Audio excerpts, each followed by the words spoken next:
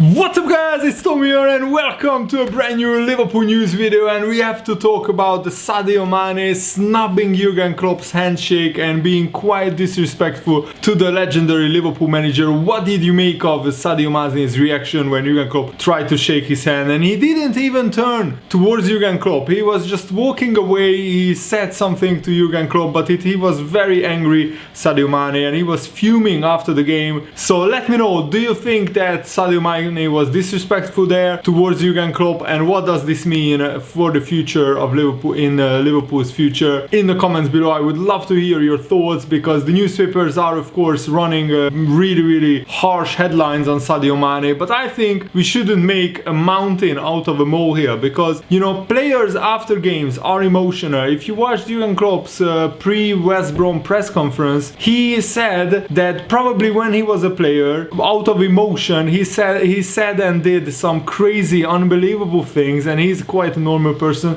Sadio Mane is a winner, he is a very dedicated professional, and he probably is frustrated with himself, with his season. He wanted to play, but I don't think it was the right thing to do. I don't think Jurgen Klopp is the reason why, you know, Sadio Mane was dropped for this game. It was Sadio Mane's form throughout the whole season, and yes, Jurgen Klopp could have dropped Bobby Firmino as well, but you can't play like every forward in every game, because we are playing every 3 days. So in my opinion, Jurgen Klopp was right to drop Sadio Mane. Sadio Mane's reaction was really over the top, and it was quite disrespectful in my opinion. But Jurgen Klopp said, and I fully agree with this, and this is where Jurgen Klopp's leadership and brilliant managerial talent comes through, shines through. Jurgen Klopp said, you shouldn't judge a person on that one incident when he is disrespectful. If he was respectful in the previous 1,000 or 5,000 times, and Sadio Mane was always respectful, always the ultimate professional in the previous like 4 seasons when he has been at Liverpool. So in this one instance, yes, Sadio Mane was disrespectful, but you shouldn't just focus on this one incident, because we are human, we are emotional beings. Everybody is emotional in different moments, and sometimes you react out of emotion, but later when you calm down, I'm sure that Mane and Jurgen Klopp sat down together after the match and cleared the air, and I'm sure that there is no problem. Sadio Mane is a winner. He wants to win football games, he wants to be on the pitch all the time, he wants to score goals all the time, and of course he will be upset and emotional when he can't deliver or when he's not starting games. And Jurgen Klopp said this after the game: no problem, yesterday I made a late decision in training to decide and start with Diogo Jota. The boys are used to me explaining things usually, but there was actually no time for that, and that's all, it's all fine. So probably Sadio Mane was upset because this time Jurgen Klopp didn't explain the decision or the decisions, the thought process, the decision making behind starting Diogo Jota this time and not Sadio Mane. And maybe that's why he was very upset. He felt that Jurgen Klopp a little bit ignored him or disrespected him, but it was just a technical detail of Jurgen Klopp not having time to explain towards Sadio Mane why he's sitting out this game. And I'm sure that after the Man United game, Jurgen Klopp told Sadio Mane, don't worry, you will start against West Brom, and you will start probably 2 out of the next 3 games, and I'm sure that it all will be fine.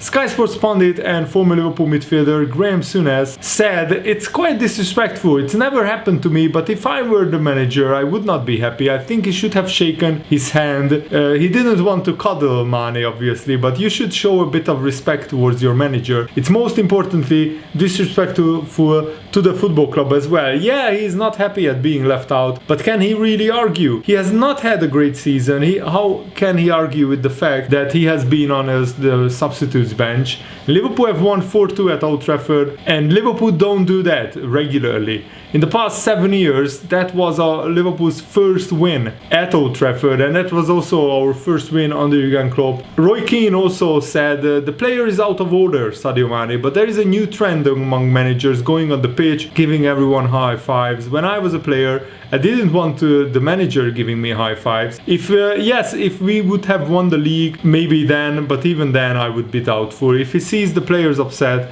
just back away. It's bad enough your manager, but the opposition manager going around and giving everyone high fives. Of course, Roy Keane always wants to project this image of himself that he's a hard man and he didn't give anybody a high five during his whole playing career, but I think he's just playing up to the camera, and he's not like that in real life. And David Maddock, a very respectable journalist, said Mane is getting slaughtered in the media, but there needs to be a little balance. He's no prima donna. In my experience, he's the nicest guy you could wish to meet, genuinely humble and a decent bloke, but he's a pro footballer who absolutely hates not playing.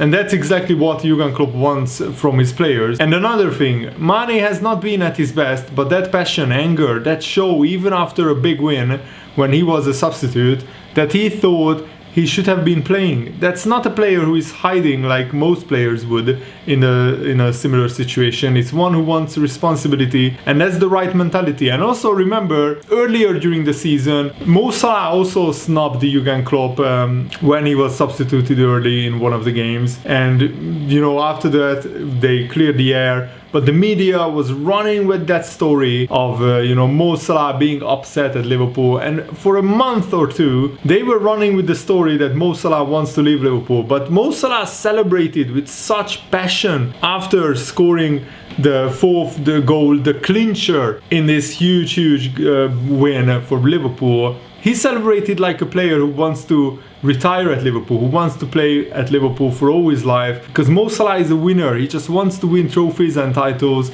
and I'm sure that next season, when we will have our first choice defense back, hopefully we can challenge for the Premier League title again. Next season's title race will be immense. And especially after this Man United performance, I think Jurgen Klopp will keep the front three together with Diogo Jota as well, and maybe sign another Diogo Jota type of player, somebody who is young, who doesn't cost £100 million, but who has a great potential and who can complement and supplement Mane, Salah and Firmino, because they are 28, 29. In 2 or 3 seasons maybe we need to sell 1 or 2 of them, but right now I think Liverpool should keep this front line together and just add to that. Sell Divock Origi, sell maybe Shaqiri, and bring in another Diogo Jota type of player. And Jurgen Klopp was asked where does he rank Mohamed Salah in his managerial career in terms of signed players during his time at all his clubs that he has been.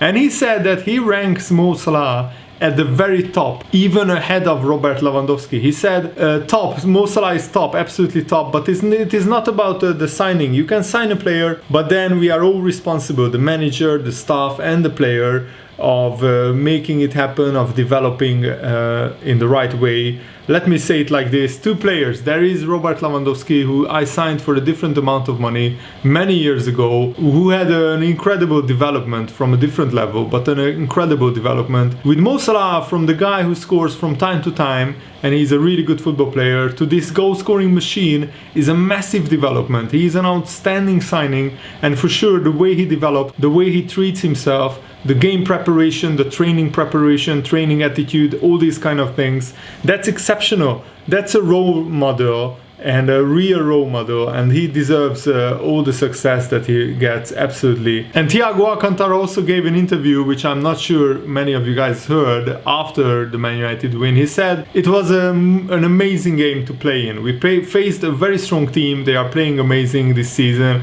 and I think for most of the second half we were the best version of us. It was not so comfortable in the first half, but we were very effective towards the goal. In the second half I think we dominated more, we created more chances, and we could have scored even more goals than we scored. Bobby Firmino is a very important player for us. I think he is the least selfish striker I've ever seen in my life, because he always tries to reach the best option for his teammates, but also he is a great goal scorer. It brings the best from all of us, having Fabinho in the middle. He controls the tempo while we don't have the ball as well. He closes that gap we need when he's there. He's very important for all of us. I think we corrected a couple of mistakes from the past, and we are reaching not the best, but near a great version of us. At the end we have the same goal as each other, that's to reach the Champions League and the top 4 in the Premier League. I think the most important message that we have to have now, for us, for the fans, for our families, for everybody from the Liverpool side, is that we have a final on Sunday. That's the most important message that we have to give. And let's go for it. And that's exactly the spirit that I want to hear from the Liverpool fans. We have basically 3 cup finals left. Let's go for all of them. Let's win all of them. And let's qualify for the Champions League. And also there is great news about Melwood, the former training ground of Liverpool FC. The academies of Liverpool legend Jamie Carragher and Robbie Fowler are merging to take over Liverpool's former training ground, Melwood. And to kick off the new chapter of in Melwood's history was a natural fit for the Fowler-Carragher Academy. And our mission, they said, is to give local kids and young people opportunities to aspire and succeed. We are extremely excited to provide the unique offer of a fantastic education alongside the professional football program backed by sport science experts. And that's really, really good to hear, because both Robbie Fowler and Jamie Carragher are from the area and they know what it takes to make it as professional footballers. So I think Melwood will be in good hands. And Jurgen Klopp is already ready and pumped to challenge Manchester City for the Premier League title next season. He said, "It always becomes harder because Man City never stopped. That is clear. They did not stop and they will not stop. 2 years in a row they had us on their necks. Okay, for 1 year we were ahead of them, but we never expected that to happen for the next 10 years in a row." Man United is coming up now. Definitely everyone can see that. Chelsea is obviously in a brilliant place. A top squad. I said it before that Thomas Tuchel inherits a present, and you can see that they are really good. So it will not get easier. We are not just talking about Man City. There will be other teams for sure, like Leicester, brilliant manager and the top squad dealing with different situations. Nobody should write off Tottenham or Arsenal. Obviously West Ham is now flying. How can it be easier? It is not only Man City. The good thing about Man City is that you only meet them twice in a season, so you have to win all the other games as well, and that is tough enough in this league. But that is next year, and who cares about that at the moment? We will give our absolute everything again next year, but for now we are concentrated on the next few games. And I think it's absolutely brilliant that Jurgen Klopp has this mentality that I'm about to describe to you guys. So he was asked, did it hurt watching Manchester City and Chelsea make the Champions League final, Man United competing for a Europa League trophy? Yeah, but that would be a really weak mentality. We are responsible for the things that happened to us. We were involved in the last few years constantly in semi-finals and fighting for the league title, Jurgen Klopp said. And he also continued, I don't know if other teams felt bad because of us, but I wish for them not, and I don't do that. I'm not like that. I'm not a person like this. They deserve the situation they are in.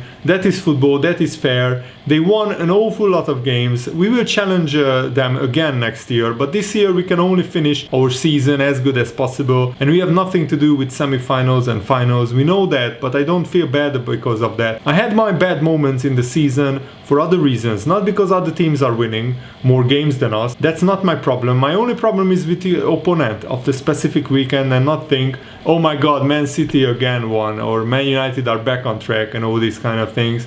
Life is too short for these kind of worries and thought, and that's exactly the kind of mentality that you need to have if you want to reach the very top of any profession, but especially in football. You can't worry about what other teams are doing. You have to do your own job. You have to concentrate on yourself and get the best possible result always. And that wraps up today's video. I really hope that you guys enjoyed it. It was a lot of fun to make. Thanks for watching. Have a nice day. See you later. Goodbye.